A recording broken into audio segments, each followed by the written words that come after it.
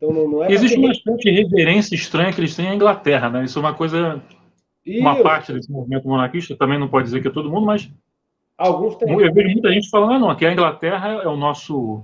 É como se a Inglaterra fosse uma espécie de guia, de exemplo a ser seguido, que não faz muito sentido, porque... Não faz sentido nenhum.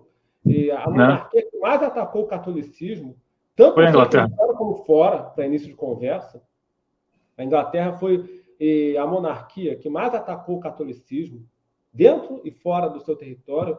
Foi ela que instituiu a maçonaria, espalhou a maçonaria pelo mundo afora. Olha, não teve força mais revolucionária na Idade Moderna, e pelo menos até o século XIX, enfim, do que a coroa britânica. Inclusive, foi ela Inclusive, responsável... o senhor, numa aula, disse que aquele famoso Correio Brasiliense, né?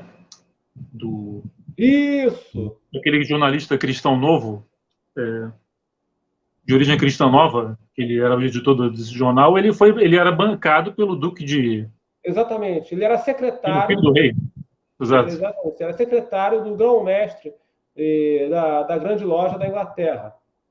Exato. Eu estou tentando lembrar o nome dele aqui, mas, de fato, ele imprimia, editava esse jornal e mandava para o Brasil. Imagina você a logística necessária para enviar um jornal subversivo para o Brasil, da Inglaterra, e fazê-lo chegar às principais cidades. Ele não tinha dinheiro para isso. Esse dinheiro vinha do Grande Oriente, da grande loja da Inglaterra. Da própria coroa. A própria coroa inglesa. Da coroa inglesa que financiava isso daí. Então, era basicamente a coroa inglesa, ainda durante o reinado de Dom João VI, que bombardeava o Brasil com as ideias liberais. Então, aquele aliado que nunca dava para confiar, aquele aliado traíra. Os miguelistas costumavam dizer que o maior erro de Portugal foi manter a aliança inglesa depois que a Inglaterra se tornou protestante. Muitos miguelistas diziam isso, e com razão. Então, esse personagem, que eu não estou lembrando o nome agora, alguma coisa com H, enfim... Hipólito da Costa. Isso, Hipólito da Costa, exatamente, ele mesmo. Que atuou, foi uma figura fundamental. É muito sintomático que o último número do Correio Brasiliense tenha sido editado logo após o 7 de setembro, porque a missão estava cumprida. Já não servia mais. Ou seja, o último número do Correio Brasiliense circulou em setembro ou novembro de 1822. Exatamente porque a missão estava cumprida. Enfim, estava feito o negócio. Então, não tinha mais razão de ser para o jornal continuar circulando.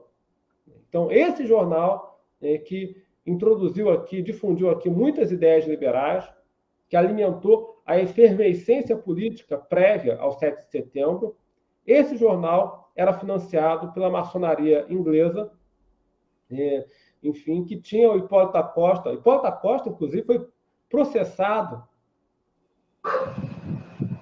Ele foi preso pela Inquisição Portuguesa, ainda no reinado de Dom João VI, ali em 1801, 1802, mais ou menos, que Hipólito da Costa chegou a ser preso. Quando estava para fazer uma viagem, voltando da Inglaterra, ou indo para a Inglaterra, ele é preso, fica um tempo na prisão, depois foge com a ajuda de alguém e se refugia em Londres. E lá se tornou secretário do duque, do arquiduque, do príncipe inglês, que era também o grão-mestre da grande loja da Inglaterra.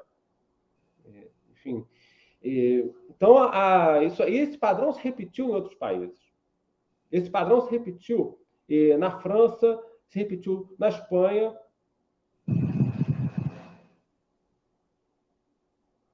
Isso. Teve a intervenção inglesa ali. Exatamente. Exatamente. A Cisplatina, que mudou de mão mais de uma vez, né? Enfim, acabou depois virando Uruguai, já em 1828. Com grande ajuda da Inglaterra, né? Oi? Com grande ajuda da Inglaterra, que o Uruguai com a ajuda dos se ingleses. livrou da... Então, esse padrão se repetiu. Esse padrão se repetiu. Tem um livro do professor Bernard Fay, que era amigo do Dom Marcel Lefebvre, inclusive ajudou Dom Marcel Lefebvre a organizar o primeiro seminário da Fraternidade São Pio X. O livro se chama A Maçonaria e a Revolução Intelectual do século XVIII. Nesse livro, ele detalha como a coroa inglesa patrocinou a expansão das lojas maçônicas no território francês, criando um ambiente, né, de subversão que vai culminar com a Revolução Francesa em 1789. Na Espanha, a mesma coisa. Na Espanha, a mesma coisa, né? Na Espanha, você teve a figura do Conde de Aranda, que expulsou os jesuítas no século XVIII, né? E que rivalizava, e cujo rival era um ministro muito católico, o Marquês de La Ensenada, aliado dos jesuítas, ministro da Guerra da Marinha das Índias, né? Acumulava várias funções. Né? Então, esse padrão se repetiu. A coroa britânica, consorciada à Banca Internacional, vamos lembrar,